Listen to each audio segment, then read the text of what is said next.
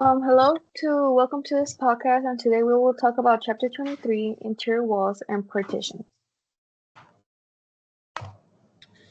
So to start off, this chapter talks about interior walls and partitions. The construction and materials are as listed below. They're steel or wood studs, plaster, gypsum board, concrete blocks, structural clay tiles, ceramic tiles, masonry veneer, and wood paneling. Uh, so smoke. There's smoke partitions and smoke barriers as well. The smoke barriers are required in certain institutional buildings like hospitals, prisons, um, for safety in case of fire. They are sealed at all edges and must be continuous across floors, from top of floor slab to the underside of the floor or roof slab above. Doors through these barriers must close automatically in case of fire and should be tight fitting without grills or lowers. Um, interior walls and partitions are made from variety of materials, chosen based on specific performance that are required, that are used to complete the requirements such as structural strength, fire resistance, durability, and isolation. Smoke barriers are 1 hour rated partitions designed to prevent the smoke from spreading. Uh, smoke, per- Smoke partitions. These are designed to resist smoke without having a fire resistance rating. These are often these are often used for corridors and elevator lobbies that do not need fire to be rated. Um, these are these smoke partitions are designed to resist smoke without having the fire resistance. Next is isolation and support from non-load bearing partitions. Non-load bearing partitions need to be isolated from the structure's movements to avoid distortion or stress the framing and finishes. Intersections with structural walls or columns, resilient sealing joints are used to accommodate movement. Deflection tracks. These tracks isolate the partition from movement and circulation above of essential for prevention of distortions due to seismic or other movements. To avoid distortion or stress of the framing and finishes as well. Uh, Deflection tracks are particularly important in high risk seismic areas. Also, supporting partition tiles must be sealed if partitions do not extend to the underside of the floor or roof above. Um, Next is gypsum board waste and recycling. So it is estimated that around 2/3 of gypsum board waste comes from scrap produced during new construction. Recycling gypsum board is costly and limited as well. The demolition waste comes from demolishing buildings contaminated, and they may be contaminated with materials such as nails, drywall tape, joint compound, and paint. Uh, so the usage of gypsum board when recycled is over 75% and is used in agricultural soil amendment.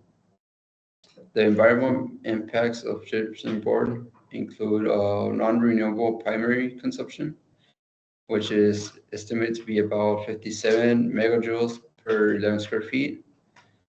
Uh, Another impact is global warming potential.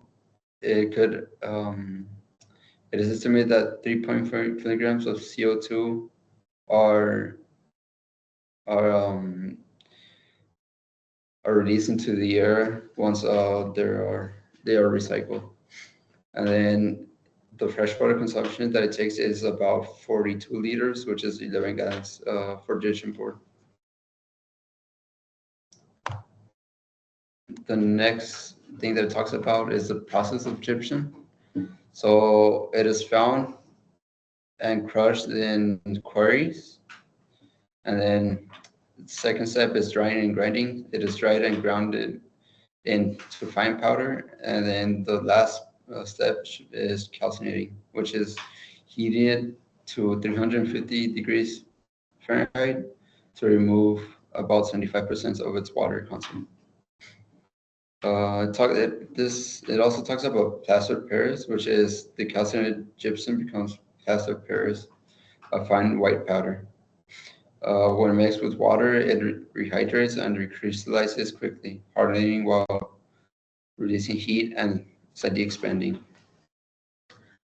Synthetic gypsum is chemically identical to natural gypsum produced from industrial waste. Flow glass desulfurization is another type of gypsum board. FGD gypsum constitutes of over half of the gypsum used in North America gypsum board. Next is the plaster partitions. So historically, it originated in prehistoric times when mud was applied for masonry or wooden sticks, which a term for it would be water and dub. Early Egyptians and Mesopotamians later improved plasters using gypsum and lime. And then Portland cement plasters were developed in the 19th century. And in today's composition, plasters are primarily made from gypsum board, gypsum, lime, and Portland cement. Another topic the chapter discusses lathing. So traditional lathing was made from thin strips of wood that were then nailed to wooden framing with spaces for plaster key. In today's lath materials, it's primarily made from expanded metal, performed gypsum boards. Lather is a skilled tradesperson who applies the lath and trim accessories is called a lather. Expanded metal lath is made from thin sheets of steel that are slid and stretched to create a diamond-shaped mesh. It is applied using self-drilling screws on light gauge steels or large-headed nails and wood studs. Lath used with Portland cement stucco in damp environments is galvanized to prevent corrosion. Continuing on with the topic of plaster partitions, it can achieve fire resistance rating as high as 4 hours with STC ratings over 60 in metal frame walls or 50 in wood frame walls. Plaster surfaces provide an acoustically reflective surface, which is a property that can be exploited in the design of stage, theater, and auditorium spaces.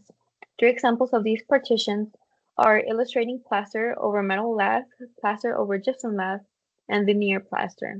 In these examples, acoustic seals are installed between the plaster edges and the adjacent structural surfaces. This is very essential in the process as without them, airborne sound can be passed around the edges of the plaster and into the partitions. Additionally, framing around the doors varies based on the size and weight of the door. For example, much larger and heavier doors require double studs or stiffer ones that are made of a thicker sheet of metal. Now, for improved acoustic performances, acoustic batt insulation is inserted within the framing cavities.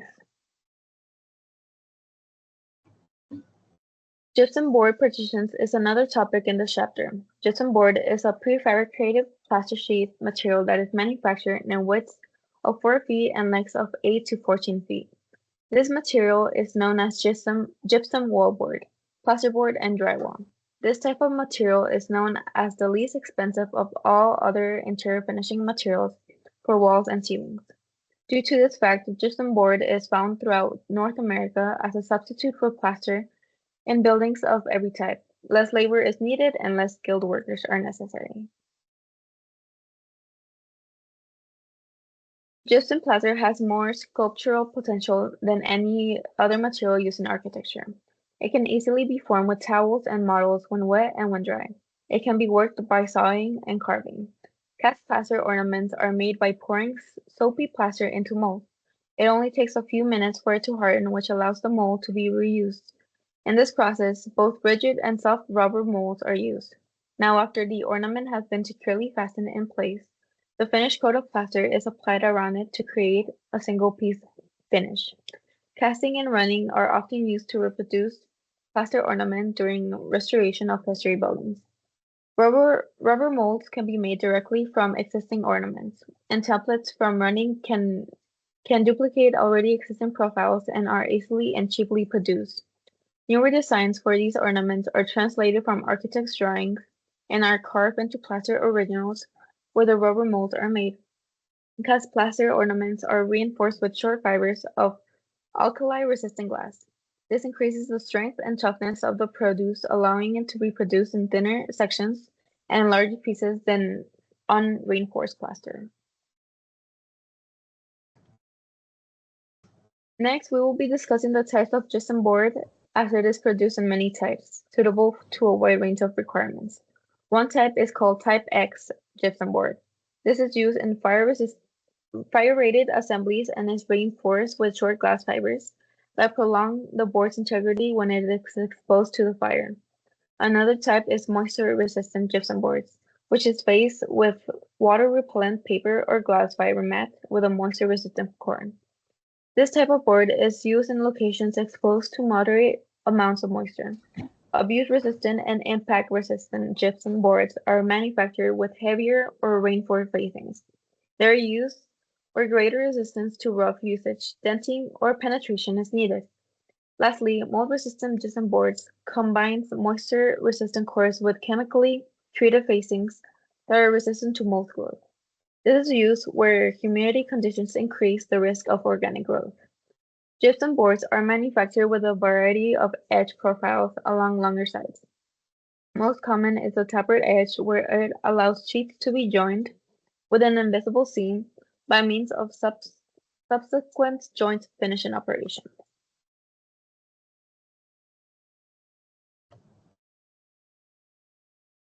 Additionally, gypsum boards are installed over either wood or light gauge steel studs using self-drilling and self-taping screws to fasten steel and screws or the nails for wood. However, wood studs can sometimes end up being troublesome as they usually shrink after board is installed, which causes loosening to the nail and pop through the surface. A solution to this is using dried framing lumber or nails that have extra grip power in the wood. Having gypsum boards be curved is also possible if the design requires it. The picture here shows a quick visualization of this where the board is shown to be bent in place. For more sharper curves than the one seen, the paper face is moistened to decrease any stiffness when installing. Once installed, metal trim accessories are added to the exposed edges and external corners as they are required to protect the brittle board and present a cleaner edge. When moving to the discussion of the finishing process, joint compounds are a topic that are used. These different compounds vary depending on what the situation demands. For example, for more purposes, a drying type joint compound is used where the mixture of marble dust, binder, and admixtures is furnished either as a dry powder to mix with water or as a premixed paste. Setting compounds are also used for more for some high production commercial work, which cures rapidly to minimize the waiting time between each application. In the later finishing stages, to reduce installer fatigue and sand easily, lightweight joint compounds are used. Lastly, dustless joint compounds are used to reduce fine residue when compound surface is sanded.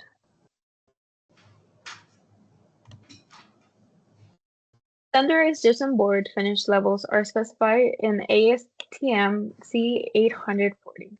There is level 0 that consists of just boards without any furnishing or accessories used for temporary construction. Level 1 that only requires joints to be covered with tape set in joint compound. It is used in areas of the buildings that are not meant to be viewed. Level 2 adds to Level 1. After a joint tape is set in the compound, they are wiped with a joint knife again to add a thin coat of compound over the tape. It is usually used in garages and warehouses. Level 3 adds a full second coat of compound over the tape, accessories, and fasteners after first coat is dry. It is used in surfaces that are textured or covered with wall coverings. Level 4 is known for most common for exposed surfaces. This adds a third coat of joint compound over taped seams, fasteners, and accessories. It is used for surfaces that are finished with flat paintings and light textures. Lastly, there is level 5, which adds a thin skimmed coat of joint compound over the entire board surface. It creates a surface that is uniform in texture and absorption. This is used in surfaces that receive gloss paints or in surfaces that is lit to cast shadows that highlight any imperfections. Gypsum shaft wall systems are used to construct gypsum partitions around vertical shafts, for example, elevators or stairways.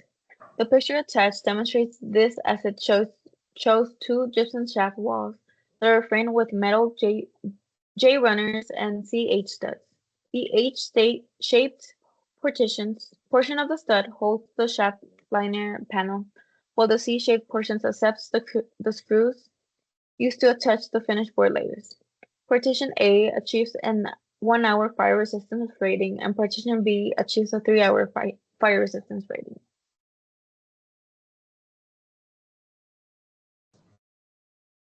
Now moving on to the past, interior partitions were often made of common brick masonry that were plastered on both sides. They had good acoustic properties and fire resistance ratings, but were very labor intensive. To meet these objections, partition systems of hollow clay tile and hollow gypsum tile were developed. Concrete masonry partitions are plastered or faced with gypsum board, but are more often left exposed, either painted or unpainted. Additionally, glazed structural clay tiles make very durable partitions, mainly in areas with heavy wear, moisture problems, or strict sanitation requirements, as they are non-fading and virtually indestructible.